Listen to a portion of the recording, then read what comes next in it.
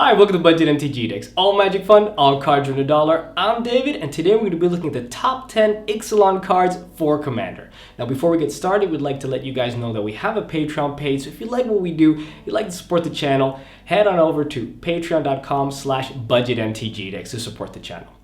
Also, we'd like to let you guys know that if you want to know what the best cards are for limited, so for sealed or for draft, we did a full set review of every single card of Ixalan. You can click on the card on your screen right now to go to the full playlist of every single card. And finally, we'd like to let you know that the cards in this list are going to be according to what we think are going to be the cards that are going to be played the most and are most powerful. So not the most synergistic cards of the entire set, but the ones that we think are going to be played the most and are most powerful. So without further ado, let's get started with the honorable mentions. The first of our honorable mentions is Admiral Beckett Brass. Now, for a generic, a blue, a black, and a red, so for 4 mana, we get a 3/3 legendary human pirate. Now, as long as Admiral Beckett Brass is on the battlefield, all your pirates are going to get +1/+1, and at the beginning of your end step, you're going to gain control of target non-land permanent controlled by a player who was dealt combat damage by at least 3 or more pirates this turn. Okay, so what does this mean? This is an awesome commander. It's going to be perfect for a pirate tribal. It's going to pump all your pirates. It's going to make sure that as long as you've got a couple of pirates, you're able to attack. Make sure that some of your pirates have evasion. You can be able to steal something every single turn, which is of course super powerful, super flavorful. I think we're going to be seeing this a lot across the table as a commander, but we didn't put it in the top 10 list because it's so specific. It's really only going to be used as a commander and only really in the pirate themed decks. So that's why we're going to move on to the next honorable mention. The next card is Vona, Butcher of Magan. Now for 3, a white and a black, so for 5 mana, we get a 4/4 legendary vampire knight. Now this guy's got vigilance, lifelink, and we can tap it and pay 7 life to destroy target non-land permanent. Now we can only activate this ability during our turn. Okay, so once again, honorable mention why this is going to be a great commander for your vampire tribal decks. It's got lifelink, it's going to be able to deal damage, and of course this thing can destroy a non-land permanent every single time, and of course it can also attack and do that in the same turn because of the vigilance. I think it's very strong. Even in decks that are not going to be vampire tribal, it's still a very solid card, but just not enough to see play overall. So we're going to be putting this one as well in the honorable mentions. The last of our honorable mentions is Gishath's Son's Avatar. For 5, a red, a green, and a white, so for 8 mana, we get a 7/6 legendary dinosaur avatar. Now this card's got trample, vigilance, and haste, and additionally, when this creature deals combat damage to a player, reveal that many cards from the top of our library, then put any number of dinosaur creature cards from among them into the battlefield and the rest on the bottom of your library in any random order. Okay, so once again, just as with the other ones, this is a super fun card. It's very powerful, but we're only really going to be seeing in a very specific deck and only as the commander in that deck. So it's going to be for the dinosaur tribal decks. It's going to be perfect, awesome commander. It comes in, it deals damage, great. And it makes you cast, it's going to be putting free dinosaurs onto the battlefield. And of course, that is going to be super fun. But I just don't see that this card is going to be played in any other situation other than the dinosaur tribal deck. So that's why it doesn't make the top 10 list. So now, without further ado, let's have a look at the top 10.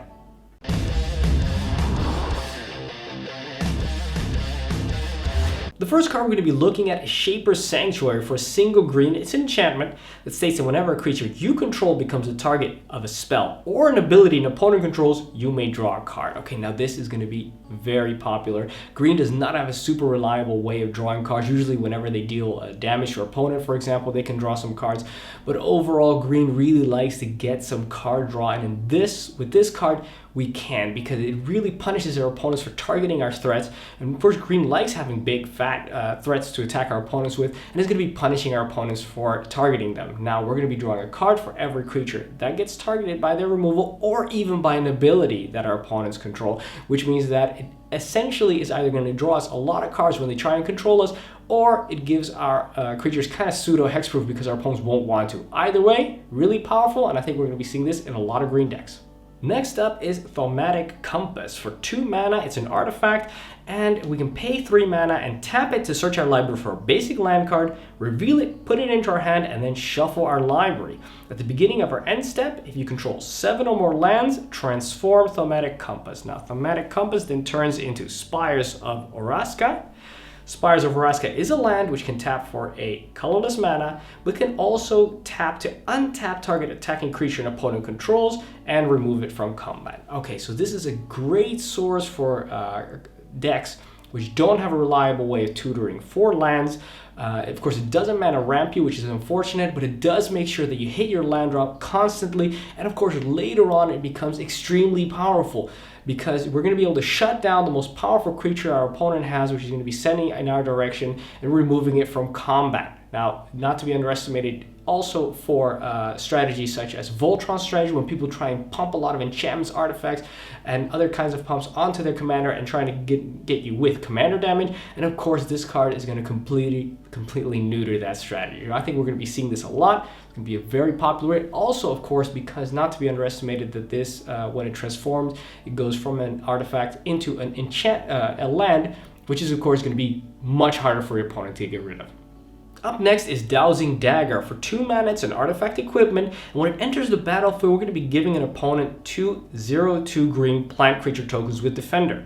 The equipped creature gets +2/+1, and whenever this creature deals combat damage to a player, we may transform Dowsing Dagger. Its equip cost is 2. Now, if we do deal that combat damage, we can transform it into Lost Veil. Lost Veil can tap for 3 mana of any 1 color to our mana pool. Okay, so in any deck where you've got creatures, where you can put down creatures relatively early, this is going to be extremely powerful. Also, because it is a very reliable way of getting mana ramp, which is going to be even nicer in cards in decks that don't have any greens. So what you're going to be doing, you're going to put down an early creature, you're going to be giving one of your opponents the plant tokens, and then we're going to be swinging at another opponent which may not have anything to block with. Now, should we connect, every turn, we're going to be able to tap that land for 3 mana of any color, and that is, of course, extremely powerful. I'm going to see a lot of decks which do have a lot of creatures and maybe are not in green that are going to really want this card.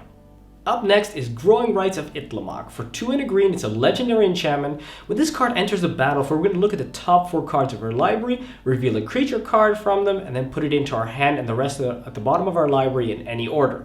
At the beginning of our end step, if we control 4 or more creatures, we must transform Growing Rites of Itlimoc into Itlimoc, Cradle of the Sun. This is legendary land which taps for a green mana, but can also tap to add 1 green mana to our mana pool for each creature we control. Now, token decks are going to go crazy over this card. Of course, you do have to be in green, but it's going to be so powerful. Even if initially when it comes in, you don't get a creature card from it because you're playing so many instances of sorceries that produce tokens, for example, it doesn't really matter because as long as you're putting down creatures, later on this is going to transform. And by later on, I mean really, really early. And then we're going to be getting 1 green mana for every creature on the battlefield, which we control. And that is, of course, with token strategies, is going to be insane. It's going to be such a reliable, such a fast way to mana ramp us. And of course, once it transforms, it turns into a land which is so incredibly powerful in Commander. It's not going to get hit by those board wipes. It's not going to get hit by the artifact or enchantment removal. So this is going to be so incredibly powerful. And well, even if you're not going full token deck, any deck that really likes putting down a bunch of creatures is going to love this card. Then we have Primal Amulet. Primal Amulet is a 4 mana artifact that states that instant and sorcery spells you cast cost 1 less generic mana to cast.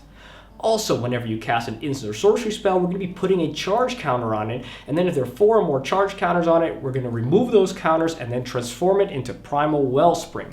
Now, Primal Wellspring is a land which can tap to give us a mana of any color to our mana pool. Then, if mana is spent to cast an instant or sorcery spell, we're going to copy that spell and then we can choose new targets for the copy. Okay, we just saw 2 really good cards for commander decks which like to go creature heavy. Now this is the exact opposite. This is especially a good card for those red, those blue decks, those decks that really like those instants and sorceries. We're going to be getting a little bit of extra mana. We're going to be able to double or cast copies of those spells, which is of course going to be incredibly powerful. Not only that can we do it every turn, but also once again it's on a land, which means people are going to have a pain in the butt to try and remove it. Blue-red decks, I think, are really going to want this card. Up next is Conquerors Galleon for 4 mana. This time it's an artifact vehicle. It's a 2/10, and when this guy attacks, we're going to exile it at the end of combat, then return it to the battlefield transformed under your control. It also has crew 4, which means that we're going to need 4 creatures to tap it before we can use it as a creature. Then it's going to turn into Conqueror's Foothold.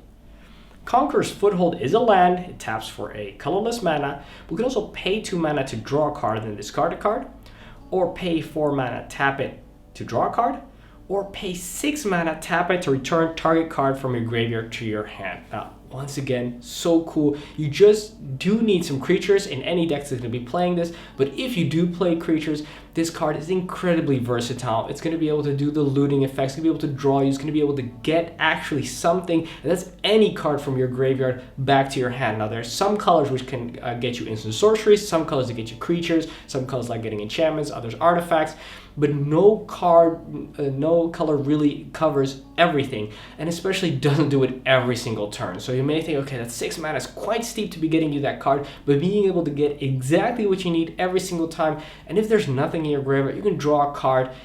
Super powerful. It does require you to jump through some hoops, but I think if you're going to be playing with some creatures, I think this card is definitely going to see play. Then we come to Vanquisher's Banner for 5 mana. It's an artifact, and as Vanquisher's Banner enters the battlefield, we're going to choose a creature type, and creatures you control of the chosen type get +1/+1, and whenever you cast a creature spell of the chosen type, draw a card. Okay, you may think, okay, what is this card doing on the list? It doesn't seem that powerful at all. Plus, it's tribal, so I thought we were talking about cards that we're going to see a lot of play. They're very powerful. Actually, I think this card is going to see a lot of play. Why? Because tribal decks are everywhere in Commander. I mean, if you're playing tribal vampire, merfolk, dinosaur, pirates, that's up right now, but every other deck that has been made in the past as tribal, humans, zombies, you name it, dinosaurs, dragons, I mean, there's going to be so many decks that are going to want this card in it, not just for the +1/+1, but also for the fact that every time you play a creature of that type, we're going to be drawing a card, and that is what I think is going to push it over the edge and is going to make it see play in a lot of decks. Then we come to Revel and Riches for 4 and a black. So for 5 mana, we get an enchantment that states that whenever a creature an opponent controls dies, we're going to create a colorless treasure artifact token with tap, sacrifice this artifact, add 1 mana of any color to your mana pool. Then, at the beginning of your upkeep, if you control 10 or more treasures, you win the game. Okay, this is going to be super powerful in Commander. 5 mana is not too much to be playing for this enchantment. People are going to be playing creatures, and as soon as those creatures start dying, you're going to be mana ramping yourself, you're going to be mana fixing yourself, you're going to be sitting so pretty. And of course, if people have a lot of creatures, maybe somebody's got a token strategy, but you're just playing with a lot of players, and people start playing those creatures, creatures are dying, that's all nice. Well, what about when people start wiping the board? What could happen, I think it's very likely, that you pop this down, there's a bunch of creatures on the battlefield, and somebody wipes the board, and then at the beginning of your next upkeep, you're going to have enough to win the game, which of course is going to be really annoying for your opponents. I think it's probably going to be kind of an unfair win condition in Commander, but you know, all's fair in love and Commander, so I think it's going to see a lot of play in black. Up next is Axis of Mortality for 4 and 2 white. So for 6 mana, we get an enchantment. States at the beginning of your upkeep, you may have 2 target players exchange life totals. Now this, of course, is a hilarious card. Some people may think that it's not too powerful, that it won't see too much play, but I think it will, mostly because it's a May ability, which means you can pop it down, and later on in the game, you can choose if you're low to exchange it, but if you're up ahead, if you're doing great, you don't have to. So it doesn't put you in any awkward situation, but it does put your opponents in an awkward situation that should they start poking at you too much, should they start lowering your life too much, you can, of course, threaten them and say, I'm going to exchange it with you. Or, of course, you can use it as a political tool to just tell people to attack each other, because otherwise you will use this ability against them. I think it's a hilarious card, and I really think it's going to see a lot of play in white decks. And the final card is Boneyard Parlay for 5 and 2 black, so for 7 mana.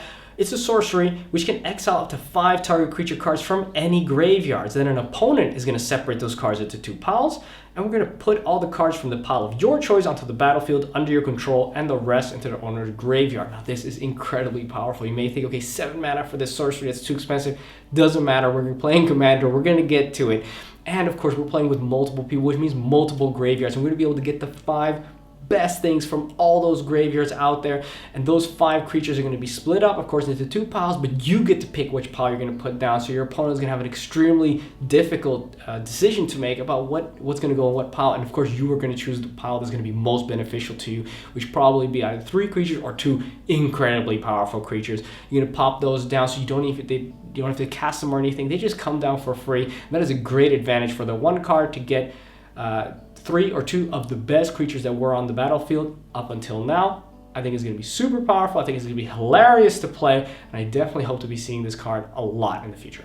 So those are the top 10 Ixalan cards for Commander. Now if you want to see what the best cards are for your draft or for sealed, then have a look at our full set review, where we look over every single card and make sure that we evaluate them according to how good they are in Limited. Also, if you want to help support the channel, you can go to patreon.com/budgetmtgdecks. You also click on the link right there on the screen, and then you can help support the channel. We really appreciate it. Finally, you can join us also on social media, so on Facebook or on Twitter @BudgetMTGDecks, where we have discussions about these cards, so you can join us there. And of course, subscribe to this channel for the most powerful decks and advice everyone can afford. And of course, if you do subscribe, don't forget to hit that little bell button to make sure they get notifications when new videos come out. Well, thanks for watching. I'm David. This was Budget MTG Decks.